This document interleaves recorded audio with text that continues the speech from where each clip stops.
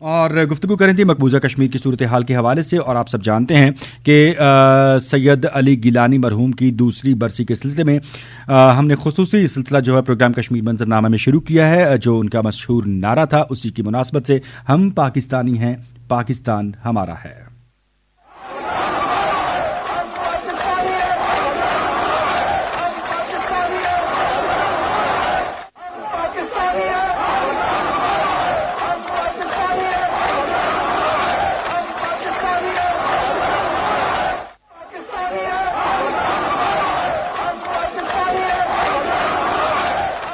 جی جناب, پروگرام میں گفتگو کے سلسلے کو آگے بڑھائیں گے. اسی موضوع پر ہم اپنا سلسلہ گفتگو جاری رکھیں گے. ہمیں جوائن کیا ہے ڈاکٹر فرح ناز صاحبہ نے.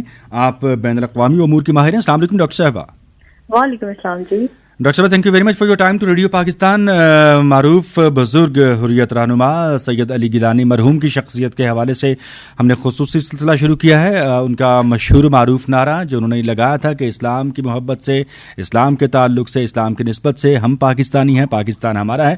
سید علی گیلانی کی شخصیت کے حوالے سے بات کرتے ہوئے سب سے پہلے سوال یہ کرنا چاہتا ہوں کہ جتنا آپ نے ان کو آبزرو کیا, تحریک آزادی میں جو ان کا کردار ہے, ان کا جو مشن ہے, اس کو ہم کس طرح سے کنٹینیو کر سکتے ہیں دیگر حریت رہنماؤں کے لیے, نوجوانوں کے لیے, اور ہر اس شخص کے لیے جو آزادی کا علم تھامے اس تحریک کا حصہ ہے, وہ کس طرح سے آزادی کی منزل تک پہنچ سکتا ہے ان کے تجربات کی روشنی میں اور ان کے جو ہے وہ فرمودات کی روشنی میں؟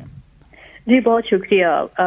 سب سے پہلے تو ہم جو ایک عظیم ہمارے رہنما گیلانی صاحب, ان کی شہادت کا دن ہے, اس پہ تو ہم سب بھی just condemn whatever has happened so far. ان کے ساتھ جتنی زیادتیاں ہوئی ہے خاص طور پر انڈیا کی طرف سے, تو اس کو کنڈیم کرتی ہوں اور ان کے لیے دعا گو ہوں کہ ان کا جو مشن ہے وہ آگے چلتا جائے. اگر ان کی زندگی پہ ہم تھوڑی نظر ڈالیں تو انہوں نے بہت ارلی ایج سے ہی کام شروع کر دیا تھا, اور وہ کام ایسا اسٹرانگ تھا کہ وہ کوئی بھی اور بندہ نہیں کر سکتا تھا. وہ اپنے مشن کو آگے لے کے جا رہے تھے, کشمیری بھائی بہنوں کے لیے کھڑے ہوئے تھے. وہ کبھی نہ ڈرنے والے تھے اور نہ کسی چیز سے نہ کوئی اور ان کو ڈرا سکتا تھا. ایک مضبوط ایک چٹان کی طرح وہ تمام مشکلات کا وہ سامنا کرتے رہے, جو بھی مشکل ان کے سامنے آتی گئی. اور انڈیا نے ہر ایک وہ جو کہتے ہیں نا حربہ استعمال کیا کہ ان کو کمزور کرایا جائے. اگر ہم لوگ دیکھیں کہ ان کی زندگی میں ان پہ کتنے سینکشنز لگائے گئے, کتنے ان پہ دفعات لگائے گئے, 124A لگا, 153A لگا, 153B لگا, 504 لگا, 505 لگا, ایک قطار ہمیں ملتی ہے جو ان کی زندگی میں ان پہ لگائی گئی انڈیا کی طرف سے. تو ظلم وہ جو کیا گیا نا, اس ظلم کی تو کے لیے کوئی سوال اور جواب ہی نہیں پیچھے رہ جاتا ہے. بٹ ہاں, اب انہوں نے جاتے جاتے بھی جو میسج چھوڑا ہے کہ آپ نے گھبرانا نہیں ہے اور آپ نے اس لڑائی کا بہت ہمت اور حوصلے سے مقابلہ کرنا ہے. تو وہ ہمیں نظر آ رہا ہے کہ ہاں, ان کے مشن کو جو مشن وہ لے کے چلے تھے, اور وہ مشن جو اب ہمارے سامنے ہے, اس کو روکنا اور نہ تو کوئی روک سکتا ہے نہ اس کو روکا جا سکتا ہے. وہ ایسے ہی چلتا رہے گا, کیونکہ وہ صرف ایک رہنما نہیں تھے, ایک لیڈر نہیں تھے. وہ ان تمام اوپریسڈ لوگوں کی جو اٹس اراؤنڈ 1.5 ملین پاپولیشن, ان کی آواز تھے جو دنیا میں جن کے ساتھ ناانصافیاں ہو رہی ہے, وہ ان سب کے لیے کھڑے ہوئے تھے.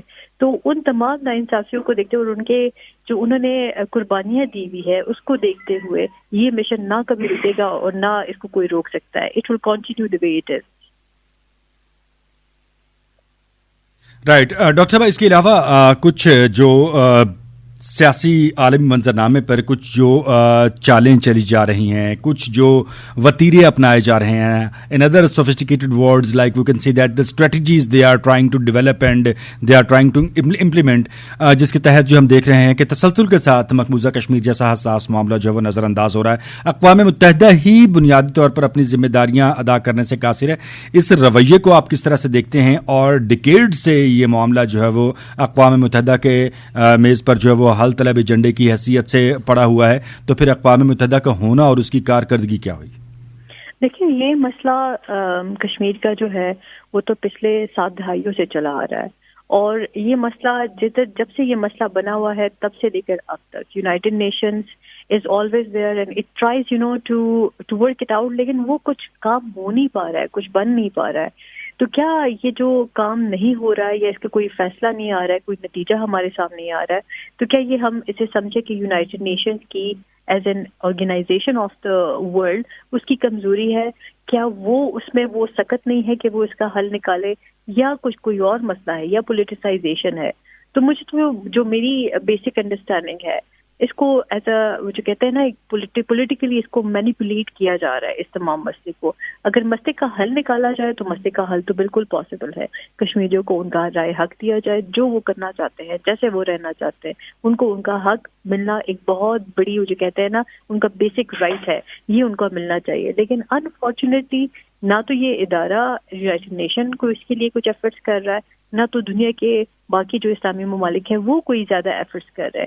جب بھی کوئی خاص مسئلہ ہوتا ہے, جیسے یاسین ملک صاحب کا کیس سامنے آیا, ان پہ ڈیسیجن لیا گیا, وہ سارے تو کچھ ہیو انکوائری اسٹارٹ ہو جاتی ہے, پھر اس کے بعد پھر خاموشی طاری ہو جاتی ہے.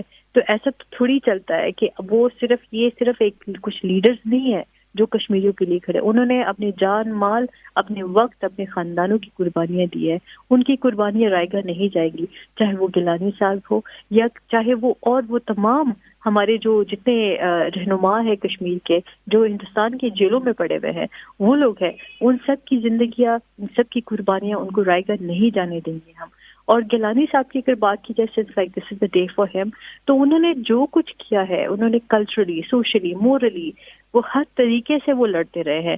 ان کی لڑائی کا جو ایک سلسلہ ہے نا وہ کئی دہائیوں سے چلا آ رہا ہے. وہ like when he passed away he was at the age of 92, تو 92 برس کی عمر میں بھی وہ لڑتے رہے ہیں اس کاز کو لے کر. تو یہ ایک معمولی چیز نہیں ہے. اگر ہم دیکھیں تو ہم بہت جلدی گھبرا جاتے ہیں, تھک جاتے ہیں ایک چیز کو لے کے. وہ گھبرائے نہیں, نہ وہ اپنی ینگ ایج میں گھبرائے, نہ اپنی اس ایج میں وہ گھبرائے. وہ چلتے رہے اس کاز کو, اور اس کاز کو آگے لے کے چلتے رہے. اینڈ انشاءاللہ ان کی فیملی, باقی ہماری کشمیر اور ہم سب مل کے ان کے کاز کو آگے بڑھائیں گے.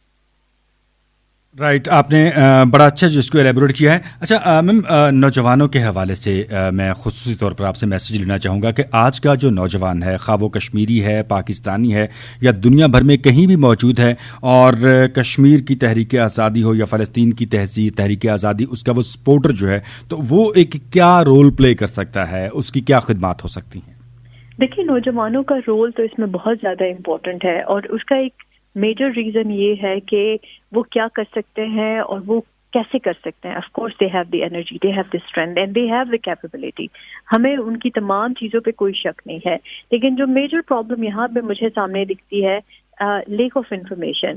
اب ہمارے پاس جو میڈیا کے تھرو انفارمیشن آتی ہے وہ بائسڈ اوپینین آتا ہے. جو ویسٹ ہمیں دکھانا چاہتے ہیں ریگارڈنگ کشمیر, جو انڈیا ہمیں دکھانا چاہتے ہیں ریگارڈنگ کشمیر, وہی انفارمیشن آتی ہے. اب میڈیا کے چینلز اٹھا لیں, کتنے چینلز پہ کشمیر کی بات ہوتی ہے. نوجوانوں کو پتہ کیسے چلے گا کشمیر میں کیا ہو رہا ہے؟ سوائے کتاب کے ان کے پاس تو کچھ بھی نہیں ہے. یا تو کشمیر ڈے آتا ہے تو ان کو پتہ چلتا ہے کہ او آج تو کشمیر کا دن ہے. اس کے علاوہ تو کوئی بات نہیں ہے. تو ہمیں کشمیر کے مسئلے کو ہر کلاس روم کے لیول تک لانا پڑے گا, ہر ٹی وی لاؤنج تک پہنچانا پڑے گا, ہر اس جگہ پہ لانا پڑے گا جہاں اس کی ضرورت ہے. تبھی نوجوان کو پتہ چلے گا کہ کشمیر میں کتنے لوگوں نے کیسے قربانیاں دی ہے اور اس کا کیسے حل نکالا جا سکتا ہے. If you just concentrate on کہ ہر سال کشمیر ڈے پہ نوجوان آ کے جھنڈا اٹھائے اور وہ پکڑے, اس طریقے سے نہیں چلتا. اس طریقے سے آزادی بالکل درست, بہت اچھی بات کی آپ نے. ڈاکٹر فرحان ناز صاحب, میں بہت مشکور ہوں آپ کا کہ آپ نے ہمیں وقت دیا, اور امید کرتا ہوں کہ جب ہم آپ کو دوبارہ زحمت دیں گے تو آپ ہمیں ضرور وقت دیں گی تاکہ ہم آپ کے اس تجربے اور علم سے فیض